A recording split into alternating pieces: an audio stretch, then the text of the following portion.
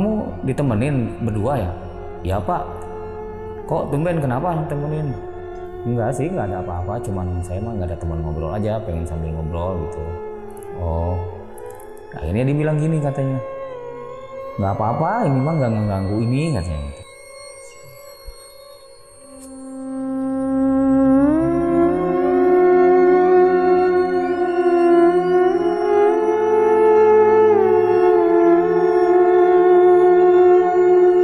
Tetapi kenapa tiba-tiba pas saya lagi ngepel, tiba-tiba perasaan tuh berubah, langsung kayak merinding lagi gitu.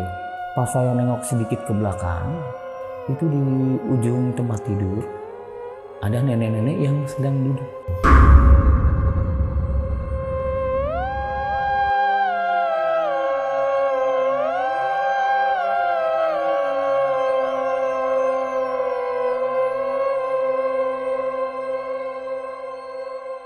Assalamualaikum warahmatullahi wabarakatuh. Salam sejahtera untuk kita semua. Kembali lagi di Lonceng Misteri, masih bersama gue Gilang Haditya. Dan malam ini gue kedatangan nih seseorang yang bakal nyeritain kejadian horor ketika dia bekerja di sebuah rumah mewah tapi angker di daerah Bogor.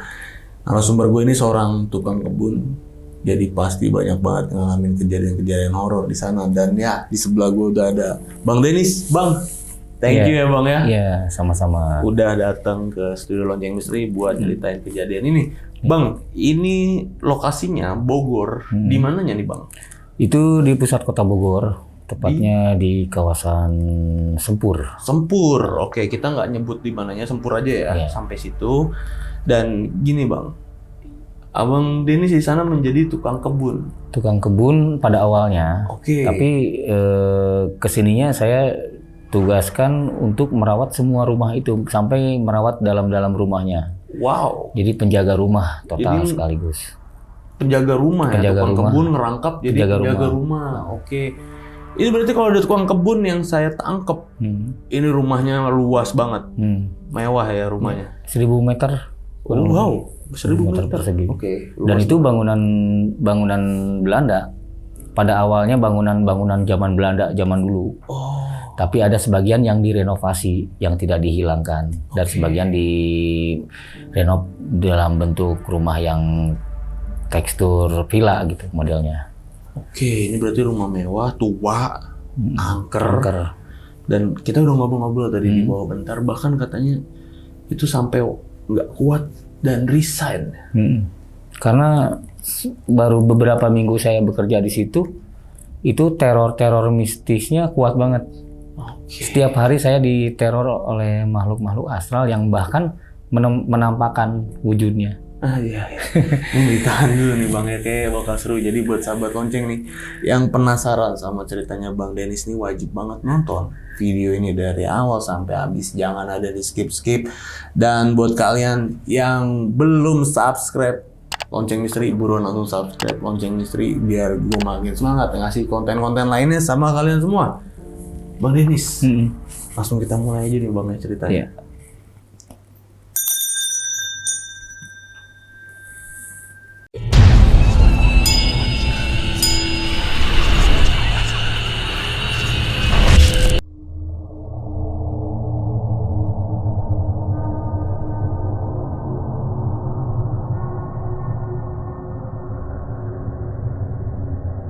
Oke Bang Denis, itu gimana Bang ceritanya Bang? Ceritanya itu kira-kira tahun 2020. Waktu itu pas kebetulan masa pandemi, yang mana masa pandemi itu tahu sendiri kan, yang namanya semua perusahaan itu mem-PHK semua karyawan-karyawannya. Yeah. Nah, satu hari saya dengan mencari solusi itu melalui media sosial, saya buka-buka Facebook, dan ternyata di Facebook itu ada salah satu, saya masuk ke lamannya Loker. Di situ ada salah satu yang menawarkan pekerjaan. Nah, singkat cerita saya memberikan penawaran kerja menjadi seorang pekerja kebun di situ, di headline-nya itu. Akhirnya seling 1 minggu saya direspon dengan chattingan di WA itu, dibilang, Ini dengan Pak Denis, iya betul. Pak Denis pernah mereferensiin mau bekerja di tempat yang saya tawarkan. Oh iya betul, memang bersedia, dia bilang itu. Ya bersedia Pak, karena situasi seperti ini, walaupun saya backgroundnya itu saya bekerja di perusahaan, tapi dengan situasi seperti ini apapun saya ambil pekerjaannya. Ya nanti kira-kira hari Senin kamu datang ya sekitar pukul 10. Nah akhirnya saya penuhi aja janji si pemilik rumah tersebut, dan ternyata alamatnya ada di sekitar Bogor. Akhirnya saya temui alamat tersebut dan sampai di depan rumahnya, dan saya terheran, ternyata saya juga antara yakin atau tidak yang saya datengin itu apa benar atau tidak gitu, kok menunjukkannya ke alamat yang ini, yang notabene rumahnya itu terkesan kumuh. Kumuhnya tuh dalam artian gimana nih Om? Banyak sampah? Kumuhnya itu pepohonannya tidak terawat, banyak alang-alang yang memang harus dibersihkan. Saya bilang permisi, nggak ada yang nyaut. Nah, tiba-tiba pas permisi yang keempat kalinya baru ada yang nyaut. Permisi, ya sini masuk. Tapi orangnya nggak ada, nggak menampakkan diri. Cuman dia teriak aja, ya sini masuk. Ya ini gimana masuknya Pak? Itu dari samping aja katanya. Tapi orangnya belum kelihatan. Nah, dibukalah saya pintu yang kecil yang dari samping, bukan pintu gerbangnya. Saya masuk ke dalam. Ternyata orangnya lagi duduk ada di sebelah kanan, nggak kelihatan sama saya karena saya melihat tampak depannya aja. Ternyata di sebelah kanan itu ada teras yang ada bangku kecilnya. Oh iya ini dengan Pak Denis ya? Oh iya Pak. Kapan mau mulainya? Kalau mulainya mungkin saya minta jeda waktu 1 hari deh. Jadi nanti lusa saya baru mulai hari kerjanya. Oh ya udah nanti kira-kira lusa kira-kira jam 8. Kang Denis datang ke sini bersihin, biasalah sesuai jam kerja ya, di sini aturannya jam 8 nanti pulang selesai kerja jam 4. Nanti kalau misalkan hari Sabtu, hari Minggu kalau mau libur boleh libur, karena disesuaikan aja dengan jadwal saya kerja, karena dia juga kan seorang kantoran ya. Jadi tidak bisa memantau setiap hari ke situ datang. Singkat cerita itu saya masuk di hari pertama masuk kerja. Hari pertama masuk kerja, sebelum saya kerja kan saya confirm dulu sama dia lewat telepon. Pak ini saya udah masuk, saya harus ngerjain apa aja nih di hari pertama. Oh iya hari pertama kamu kerjain di luar dulu deh. Bersih-bersih rumput-rumput liarnya dulu dibersihin. Rumput-rumputnya, taman-tamannya ditata dulu, jangan dulu. Saya nggak berikan dulu kerja untuk di dalam. Nanti saya lihat dulu kamu seminggu di luar. Kalau sudah ada hasil pekerjaannya di luar udah rapi semua, nanti dipoto-fotoin, laporin ke saya. Oh, laporannya? Laporan dari hasil kerja itu, dari rumput yang tadinya alang-alang gitu udah bersih, kita fotoin, laporan ke dia. Terus, tapi emang luas banget ya Om ya? Halamannya? Itu kurang lebih 1000 meter. Rumahnya 1000 meter persegi. Wow. Gede ini rumahnya? Gede Banget loh. Saya kerjain, di hari pertama itu nggak ada apa-apa, nyaman-nyaman saja. Nah, 1 minggu saya mengerjakan kebun halaman sampai beres. Setelah 1 minggu itu saya telepon lagi ke dia dengan laporan-laporan yang memang sudah disepakati dan setujui oleh dia bahwa hasilnya sudah cukup memuaskan menurut dia. Oke, ini udah masuk minggu ke-7, minggu ke pertama dan hari terakhir ya kamu di luar katanya kerjanya ya. Nah ntar tunggu ya, saya mau ke situ lagi, nanti kira-kira berapa jam kamu tunggu saya aja. Nggak lama datanglah, tapi datangnya itu bukan yang punya rumahnya, melainkan supir pribadinya. Datang untuk apa? Untuk memberikan kunci rumah. Kemudian si supir pribadi itu datang, ini si bapak katanya suruh nganterin kunci buat Kang Denis. Nanti besok katanya Kang Denis amanatnya suruh ngebersihin di bagian dalam. Nah, saya ngerjain kalau tidak salah waktu itu disuruh membersihkan dulu ruang makan. Saya bersihkan, perabot-perabotnya saya lap, sampai lantai-lantainya saya lap, semua bersih. Itu hari pertama, hari kedua, hari ketiga itu belum ada tanda-tanda yang janggal, belum ada kecurigaan apa-apa. Nah, di hari keempat saya di dalam rumah itu, pada waktu itu saya disuruh hari keempat itu mengerjakan kamar, di mana kamar itu ada di pojokan ruangan itu, karena ruangannya memang kalau untuk bangunannya itu kira-kira 500 meter persegi, halamannya 500 meter, bangunannya 500 meter, totalnya itu 1000 meter kan. Nah, itu ada satu kamar yang mana di dalam kamar itu posisi bangunannya itu kamar mojok, jadi paling pojok. Jadi kita masuk itu posisinya ada di sebelah kiri dan di pojok. Nah, itu serem banget. Kalau menurut saya pas saya buka itu hening gitu. Memang barang-barangnya bagus gitu, barang-barangnya bersih-bersih lah gitu. Cuman udah lama dikosongin, gak ada yang merawat. Pas saat saya buka pintu, tiba-tiba bulu kuduk saya merinding langsung, semua tangan juga langsung wus gitu, kayak kesetrum ini, kayak berdiri semua. Tapi saya di situ juga dihadapkan dengan salah satu dilema ya. Saya mau teruskan pekerjaan, saya punya rasa takut secara manusia gitu. Mau tidak dilanjutkan, nanti saya berurusan dengan yang punya rumah. Akhirnya ya udah, dengan kemampuan saya yang memberanikan diri nekat, akhirnya saya tanganin kamar yang itu. Saya pertama ngerjain kamar mandinya dulu, karena di dalam kamar itu ada kamar mandi yang pakai kaca-kaca itu. Nah, bersihin kamar mandi udah selesai, dikosrek semua, udah bersih. Saya pindahlah ke bagian wastafel. Wastafel itu ada kaca di depannya, saya bersihin keramiknya semua. Nah, udah beres semua yang bagian atas, saya lagi ke bagian lantai bawah. Maksudnya di kamar, tapi tadi kan ngerjain yang atas-atas semua. Nah, terus beralih ke lantai. Beralih ke lantai. Lantai, ngepel kamar lantai gitu.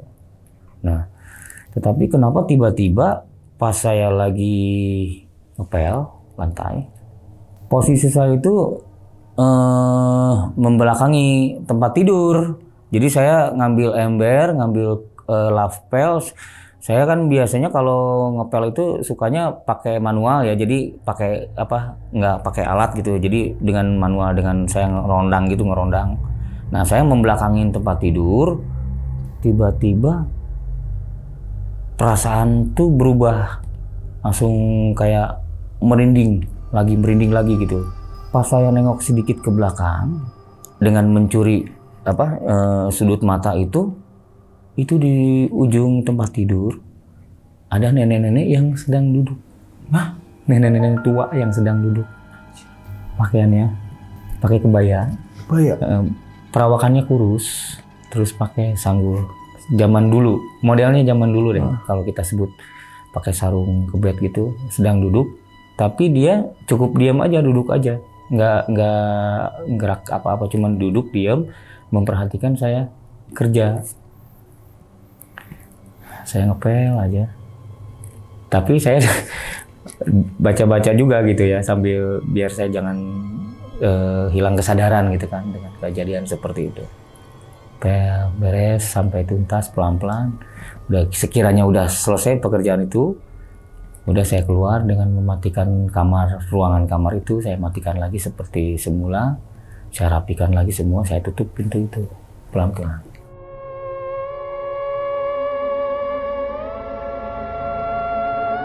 Ketika Bang Dennis nutup pintu tadi, Bang Dennis nutupnya balik badan apa enggak?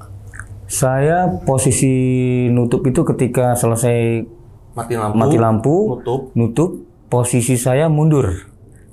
Posisi saya mundur ke luar dengan narik pintu secara pelan-pelan. Saya tarik, tapi posisi saya mundur. Jadi ngedepanin kamar, mundur pelan-pelan, saya tutup. Ke dalam? Masih ngelihat ke dalam, cuman posisi sudah gelap kan, saya sudah matikan sebelumnya. Udah nggak kelihatan ya? Udah nggak kelihatan. Jadi saya pelan-pelan saya tarik keluar, sayanya posisi saya mundur pelan-pelan. Dan setelah di luar sudah tidak ada rasa apa-apa. Hanya ada perasaan energinya yang kuat bikin saya merinding ekstrim itu di dalam kamar itu. Gila, ini pertama kali gangguan langsung menampakin lo ya? Menampakkan gitu sosok nenek-nenek. Nah, singkat cerita, hari berikutnya tuh keesokan harinya tuh saya kerja lagi seperti biasa, masuk lagi ke dalam dengan suasana yang memang masih ada bayang-bayang itu. Jadi kalau saya udah masuk ke rumah itu di hari berikutnya itu saya nggak berani melihat mata saya itu ke arah yang kejadian kemarin itu. Jadi saya lewat-lewat aja gitu, nggak berani noleh ke sana gitu. Udah aja saya hari ini kebetulan pas hari yang berikutnya itu saya ngerjain itu di ruang makan, di ruang tengah meja. Jadi di ruang tengah itu ada perabotannya itu perabotan antik semua. Jadi ada perabotan meja makannya itu dari jati, terus kursi-kursinya kursi model-model zaman dulu lah gitu. Biasa kan kalau saya ngerjain pekerjaan rumah itu kan yang atas-atas dulu saya rapihin, saya lap-lap semua mejanya segala macem. Nah, barulah saya ngerjain yang bagian bawah, itu bagian ngepel. Nah, saya ambillah ember, air, pewangi ngepel sama lapnya gitu kan. Nah, udah saya ngerjain itu dari pintu dapur mundur ke belakang. Nah, itu kenapa di tengah-tengah kerjaan saya di posisi pas saya tengah-tengah di dekat meja makan. Meja makan kan saya kitarin, saya puterin sampai beres sampai ke kolong-kolongnya. Saya pas muter ngebelakangin pintu dapur. Nah, pintu dapur kan selalu terbuka tuh, karena memang biar masuk anginnya ke dalam tuh jadi agak enak itu auranya. Tiba-tiba itu pintu dapur tertutup sendiri. Saya sempat kaget, tertutup sendiri, ditrek gitu. Kan karena pintunya nggak kayak pintu rumah-rumah biasa ya. Dia kalau nutup itu pelan-pelan, cetrek, ngunci sendiri. Jadi kalau kena angin itu mah nggak begitu, saya perhatiin. Kalau kena angin itu pintu langsung nutup, jebruk gitu. Ini nggak, ceplek. Saya nengok, nutup sendiri. Saya terus kerjain semua. Udah ruangan belakang saya beres, selesai. Nah itu saya ke bagian meja makan, sekitar meja makan. Sampai ke kolong-kolongnya saya bersihin.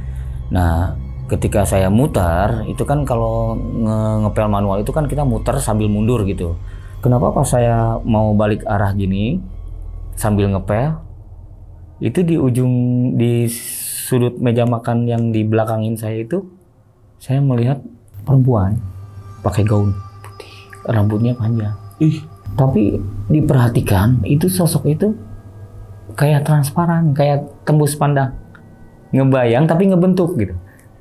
Warnanya tuh kayak ke putih ke abu-abuan. Tapi ngebentuk, rambutnya panjang, pakai gaun, berdiri di meja makan itu. Disitulah saya langsung nggak mikir apa-apa. Saya langsung banting itu lapel sama embernya. Saya banting, saya lari keluar. Kocar-kacir lari keluar. Saya buka pintu depan, pintu ruang tamu, pintu utama, jebret keluar. Terus ternyata di luar ada tetangga, pembantu rumah tangga, nanya, kenapa Pak buru-buru keluar itu? Sampai kocar-kacir begitu. Aduh Mak, kenapa itu sampai pucat gitu mukanya? Ada yang ngeganggu, dia bilang gitu. Oh katanya memang itu mah rumah udah lama nggak diisi katanya. Udah, makanya Pak kalau lagi kerja itu di dalam rumah, jendela-jendelanya dibukain aja biar masuk udara gitu, jangan ditutup rapat. Akhirnya saya ngerjain yang teras. Yang teras rumahnya itu yang di luar, tapi masih di lingkungan teras rumah ke dalam nyambung, cuman di luar jadi nggak terlalu parno lah sayanya gitu kan. Nah singkat cerita itu saya udah beresin kerja tuh, pulang lagi biasalah rutinitas kan. Besoknya juga saya pagi-pagi berangkat kerja lagi. Nah, yang hari ketiga ini yang ngerjain di dalam itu akhirnya saya kepikiran gini. Wah ini nggak beres nih, saya kerja bukannya nyaman malah saya diteror, stres juga pikiran saya nih. Akhirnya saya punya ide, saya harus ditemenin gitu kerja saya. Walaupun itu sama anak saya, akhirnya saya minta ditemenin sama anak saya. Minta ditemenin kerja.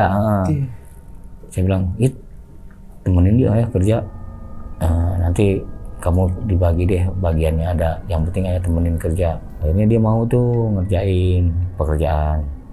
Nah Tapi di hari yang waktu diantar sama anak saya itu tidak terjadi apa-apa, cuman tiba-tiba bos saya datang nengokin rumah itu. Nah, udah gitu pas datang ke tempat lokasi kerja saya, bos saya datang dia nanya, kamu ditemenin berdua ya?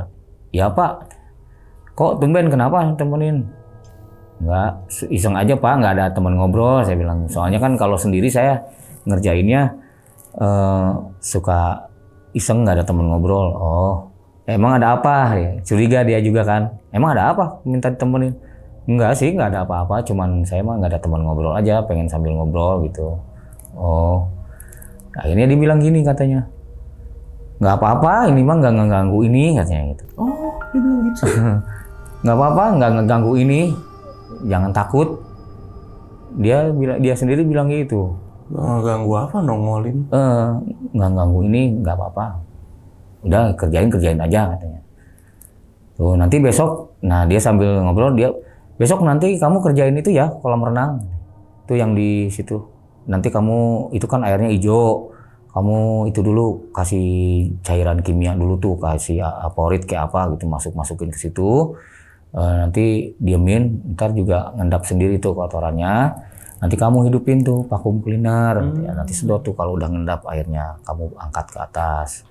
Ini tinggal fotoin aja, laporin ke saya ya. Dan oh iya Pak, saya pulang dulu ya. Ternyata dia datang ke situ tuh cuma nganterin peralatan buat saya kerja, kayak kantong plastik yang buat sampah gitu dikasih, terus sabun segala macam tuh itu udah disiapin, nanti kamu tinggal pakai kebutuhan buat kerja. Oh iya. Nah itu singkat cerita hari besoknya saya kerja lagi di situ. Nah udah sesuai dengan amanat dia kan, suruh ngebersihin kolam renang. Akhirnya saya bilang langsung laporan, Pak ini kolam renang udah beres nih Pak, dipoto udah. Oh ya udah bagus katanya. Itu sampah yang itu juga dibersihin ya, ada taman-tamannya. Oh iya Pak, udah selesai itu, saya bersihin semua bala-balanya, semua pohon segala macam dirapihin. Nah ntar besok kamu giliran ini ya katanya ke bawah. Ke bawah mana Pak? Itu kan garasi sama gudang tuh belum dibersihin. Oh yang di pojok. Iya. Ya udah besok saya ke bagian bawah. Nah, keesokan harinya saya kerja. Biasa saya minta diantar lagi. Kebetulan anak saya yang laki-laki itu nggak bisa ngantar karena dia sekolah gitu, benturan waktunya. Akhirnya saya minta diantar sama anak saya yang perempuan. Udah masuklah ke rumah itu. Tuh kamu di situ aja di bangku dekat kolam renang di situ. Mau berenang, saya bilang gitu kan. Nah, saya ngerjain ke ruangan yang bawah di basement. Nah, pas sampai di gudang itu, kan gudangnya gelap ya, suhunya itu dingin. Suhu gudang itu dingin, masuk ke gudang dulu banyak buku-buku, banyak perabotan yang nggak terpakai pokoknya. Suhunya dingin banget. Tapi kenapa tiba-tiba suhunya berubah? Jadi agak panas. Pas saya lagi ngebersihin gudang itu, di dalam banyak buku-buku bekas ya. Pas saya ngeliat di belakang, ternyata pocong di situ. Di gudang. Lagi di pojokan. Kain tapi berdiri. Di situ kan nggak ada kain-kain, adanya buku-buku bekas sama barang-barang perabotan yang nggak kepake. Nggak ada kain apa, cuman kain. Posisinya kainnya ngambai gitu. Terus beres saya bersihin semua. Jadi akhirnya nafsi-nafsi saya karena udah mengalami berbagai macam penampakan makhluk seperti itu di rumah itu. Hasil itu saya dengan sendirinya udah hal yang nggak hiraukan lagi dah sama saya. Tapi tetap teror itu masih terus ngikutin masih terus aja. Saya ngebersihin gudang sudah selesai. Lagi tugas yang harus dibersihin yaitu garasi mobil itu posisinya terkunci dari luar, jadi garasi itu nggak bisa dibuka walaupun di dalam dibuka tapi di luar tuh digembok. Nah itu ketika saya mau mengerjakan di garasi itu ya, saya udah pakai bawa sapu lidi, sapu ijuk, kemoceng segala macem. Pas saya lagi ngegosok dinding lantai, bukan bawah tapi dinding lantai, dinding garasi, digosok pakai kemoceng gitu kan, banyak sawang-sawang gitu kan. Oh, dinding tapi dari keramik. Dari keramik, sawang-sawang nempel gitu banyak. Lagi gini-gini ngebul gitu. Di dekat gudang yang tadi saya bilang itu muncul lagi bayang-bayangan sekelibat gitu. Set gitu. Saya gini kan. Udah gini lagi, ada lagi muncul lagi gitu. Lewat gitu. Lewat ya, oh, lewat. Jadi kayak ngerjain gitu, kayak bikin saya nggak fokus kerjain gitu. Nah, yang terakhir kalinya itu pas saya lagi gini lagi, itu ternyata dia sudah berdiri, udah nggak lewat lagi, tapi dia diem di belakang saya, dan itu pas saya tengok, ternyata bayang-bayang itu adalah sosok yang rambutnya panjang, pakai dress panjang juga, tapi ininya nggak napak, kakinya itu ngambang-ngambang gitu. Itu saya mau lari ke depan juga, pintu garasinya dikunci dari luar, lari ke belakang juga dia ada di posisi tangga yang basement itu, tembus ke ruangan tengah. Jadi dia adanya di pintu yang masuk untuk keluar di dalam, tapi untuk keluar ke atas dia berdirinya di situ, sama dengan posisi si pocong itu yang di lingkungan gudang. Nah, tapi setelah saya pelajari, rupanya itu sosok yang ada di ruang tamu, ruang makan, ruang keluarga yang saya sempat lihat yang lagi saya ngepel itu. Oh, sama. Oh. Itu bentuknya seperti itu sama. Tapi wajahnya kelihatan jelas nggak sih, Bang? Wajahnya enggak ya, cuman ngebayang bentuk aja, bentuknya kelihatan jelas, tapi wajahnya enggak kelihatan jelas. Saya lari di situ pas sudah kejadian melihat sosok itu, lari sekencang-kencang ke atas lagi. Saya udah nggak mau, akhirnya saya bilang nyerah deh saya untuk kerja di tempat gini. Saya tiap hari diteror dengan makhluk seperti itu. Tapi masih ada kerjaan saya itu belum selesai karena memang masih banyak juga yang harus diberesin ya. Nah, setelah di atas saya lari, saya keluar lagi, duduk dulu, gini dulu nenangin pikiran dulu. Itu udah ditaruh semua tuh, ditinggalin di garasi itu yang alat-alat kerja saya. Udah saya agak tenang. Saya belum selesai sih waktu itu kerjaan, masih ada beberapa jam lagi selesai. Saya masuk lagi pelan-pelan, jadi saya kayak orang setengah gila jadinya. Saya masuk pelan-pelan dengan kaki pelan-pelan gitu, kayak mau nangkep maling apa ya. Pelan-pelan buka pintu juga pelan-pelan.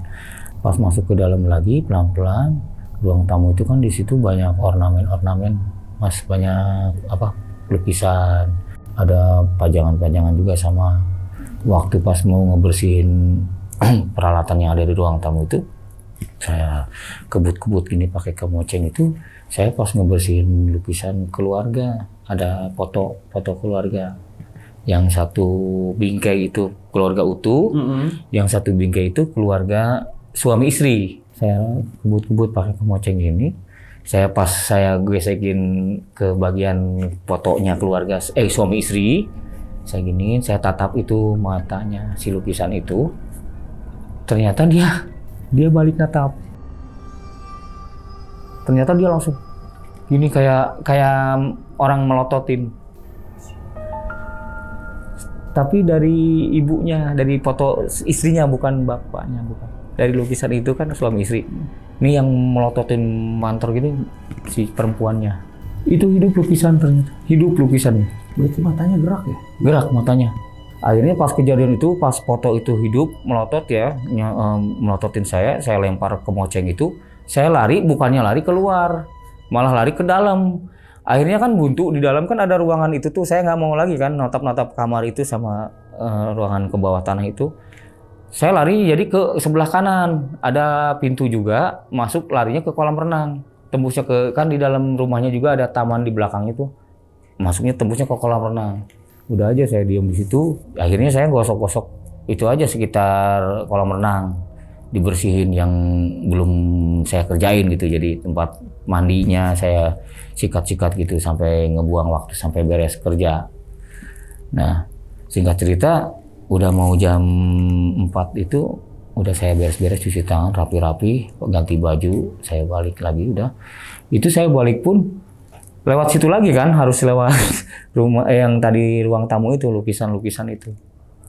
Saya balik kocar-kacir aja. Jebruk, cepet-cepet saya balik, jebruk kayak dikejar-kejar gitu. Saya kayak dikejar-kejar, jebruk, kunci jebruk udah beres. Keesokannya saya ditelepon sama yang punya rumah. Kamu kenapa katanya? Akhirnya dia tahu dari itu apa? Saya kerjanya ada yang ganggu gitu ya. Karena kenapa? Biasanya kan kalau sebelum kerja, sesudah kerja itu harus rapi-rapi kan, harus dikontrol semua, harus dikontrol ini kontrol lagi. Ternyata ada kelalaian saya waktu itu, meteran airnya nggak saya matiin. Karena ada gangguan-gangguan itu, meteran air nggak saya matiin, airnya terus nyala di kamar bersih di kolam renang itu, nyalain terus itu airnya.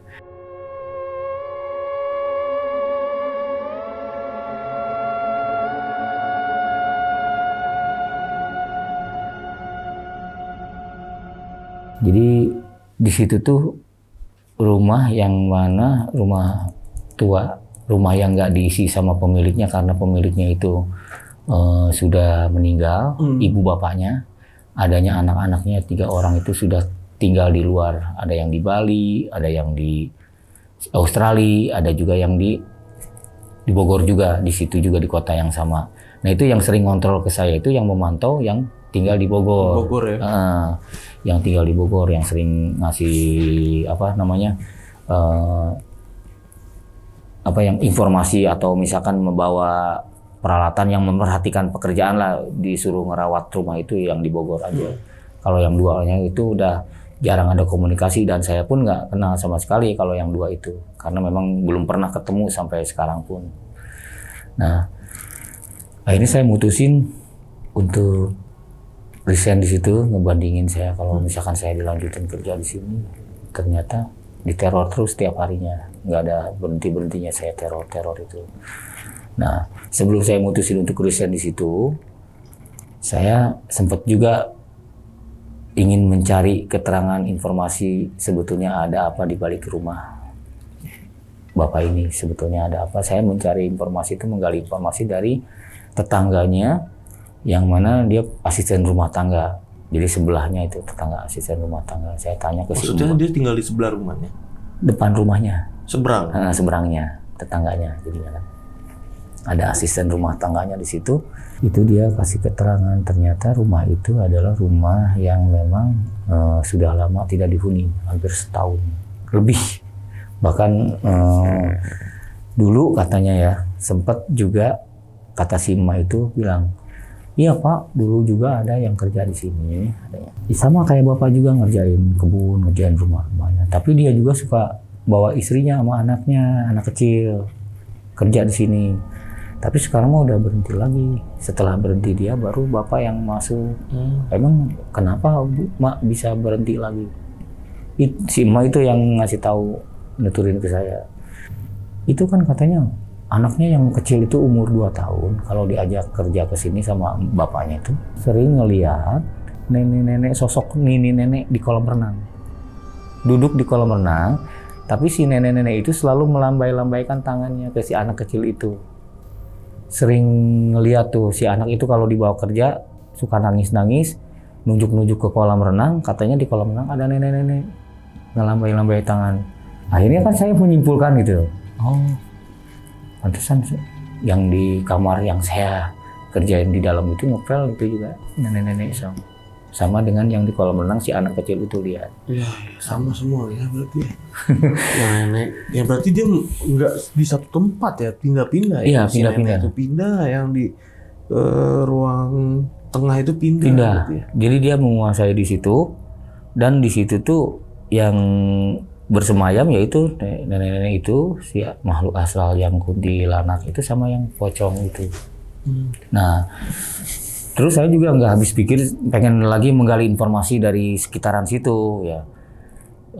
Akhirnya saya ketemu sama security yang ada di situ juga, namanya kalau nggak salah Pak AG ya, saya sebut aja namanya Pak AG. Itu saya ngobrol sama dia, Pak, itu pas mau pulang hari terakhir saya kerja di situ, karena saya besoknya udah minta resign, nggak kuat saya di situ diganggu terus. Pak, saya mau nanya boleh nggak? Nanya apa Kang? Enggak, Bapak di sini kok udah lama kerja security di perumahan ini? Saya mah dari zaman dulu, udah lama. Emang kenapa nanya gitu? Enggak, saya kerja di rumah ini diganggu, dan ternyata si bapak itu menceritakan ke saya lokasi perumahan itu, historisnya itu adalah rumah zaman dulunya, adalah rumah peninggalan Belanda yang notabene itu adalah rumah-rumah pejabat di zaman kolonial. Jadi rumah-rumah semua itu rumah-rumah kolonial Belanda yang ada di Kota Bogor. Nah, ada juga rumah-rumah yang memang masih original ya, masih asli bentuknya, masih ada model-model Belanda. Ada juga yang sebagian sudah direnovasi. Ada juga yang memang sebagian udah direnov, udah bentuk modern. Gitu. Kalau yang asli kan dia nggak nempel tuh dia. Ada space gitu. Iya, ya kan? Ada space-nya. Ada space-nya kan. Sama yang di situ juga di rumah Bang Denis. Iya. Nggak nempel juga. Nggak nempel, ya, ada sedikit lorong, sedikit jeda-jedanya gitu. Jadi tengahnya itu kadang-kadang suka ada tuh tetangga yang saya deketan, yang saya kerja itu tengahnya ditanemin pakai pohon merambat gitu. Ntar merambat kemana-mana. Ya. Itu garasinya misah nggak sih sama rumah? Garasinya menyatu. Yang di basement? Yang di basement itu menyatu. Jadi masuk ke gerbang, yang sebelah kanan itu masuk nanjak lagi gini, naik ke atas, masuk ke teras, ruang tamu, ruang keluarga. Nah di dalam kan, nanti di ruang keluarga itu ada pintu lorong kecil yang tembus ke bawah, ke gudang, ke garasi. Jadi gini dia, nah gitu. Nah, jadi ini masuk ke rumah, ketika di dalam rumah masuk ke bawah tangga. Ya, ini masuk ke garasi. Jadi gini nih. Jadi misah dong. Ini rumah, ini garasi. Misah. Misah kan? Misah. Bukan gabung. Bukan gabung. Jadi kalau kita masuk dari depan ke atas, udah ada di ruang tamu, udah ada di ruang keluarga, udah di atas, jadinya masuknya lantai atas. Iya. Kalau misalkan kita mau ke garasi, berarti tangga ke bawah lagi, muncul lagi ke bawah gitu. Iya, kalau rumah Belanda memang garasinya misah. Misah. Iya, garasinya misah rata-rata. Jadi dia biasanya walaupun kecil pun ya, itu ditaruh di samping dan beda bangunan. Iya. Bisa, nggak gabung sama rumah garasi gitu. Iya benar, itu berarti awalnya rumah Belanda. Awalnya berarti itu bangunan Belanda. Nah udah gitu juga di samping kanannya itu rumah tua, rumah Belanda tapi yang sudah tidak terpakai. Berarti udah terakhir resign aja ya? Iya itu pengalaman. Apa sih yang pemilik rumah ngomong apa terakhir Bang Denis resign? Ya cuman bilang, Pak saya mau resign di sini. Kenapa? Katanya. Berhenti kan udah enak katanya. Enggak Pak, alasan saya ya, saya mau nerusin kerjaan saya yang lama lagi Pak. Saya dipanggil lagi kerjaannya. Ini mungkin yang terakhir jadi pertanyaan di akhir cerita ini Bang Denis. Penasaran nih, Bang Denis kan sempat ketemu emak nih beberapa kali. Bang Denis sempat nanya nggak dulu yang punya rumahnya ini, orang tuanya ini, itu siapa, kerja di mana, maksudnya dan meninggalnya kenapa? Sempat nanya nggak? Iya, sempat nanya juga saya. Sempat cari tahu juga, karena memang si emak itu yang tetangganya itu dia ngejelasin katanya semasa hidupnya itu si bapak itu yang punya rumah itu tuh dulu meninggalnya itu dua-duanya sama secara mendadak tanpa ada sebab akibat. Jadi dua-duanya meninggalnya secara mendadak. Lantas latar belakang pekerjaannya itu dulu suaminya di perusahaan pertambangan dulunya. Terus meninggalnya bareng gitu? Meninggalnya nggak bareng, cuman kasusnya sama mendadak tanpa sakit. Siapa duluan yang meninggal? Yang meninggalnya itu istrinya duluan. Istrinya duluan. Dan si emak itu hubungannya baik Ya, semenjak ada mendiang itu tuh biasa namanya tetangga kan suka ngobrol apa suka beri apa gitu. Karena si emak itu kerja di rumah yang dia sekarang kerja itu tetanggaan dengan rumah yang saya kerja itu udah lama puluhan tahun. Jadi tahu persis historisnya. Oke. Ke sahabat lonceng itu tadi cerita dari Bang Denis ya tentang kejadian-kejadian horor ketika dia bekerja di sebuah rumah angker yang ada di Bogor. Jadi buat sahabat lonceng yang udah nonton video ini dari awal sampai habis, gimana pendapat kalian tulis di kolom komentar. Dan kalau kalian pengen jadi narasumber juga datang langsung ke studio Lonceng Misteri sama seperti Bang Denis ini. Caranya gampang banget. Kalian bisa mampir dulu ke Instagram kita di @loncengmisteri, di follow dulu Instagramnya, lalu diklik link yang ada di bio Instagram kita itu nanti bakal ngarah ke WA admin kita. Dan yang terakhir, aku mau ngucapin banyak terima kasih sama Bang Denis, Bang. Thank you Bang sama-sama, ya. Udah nyeritain kejadian horor ini sama sahabat lonceng, terutama sama aku nih Bang. Ya. Thank you banget ya. Sama-sama. Dan ya akhir kata, gue Gilang Ahaditya izin pamit. Bang Denis juga izin pamit. Bye-bye.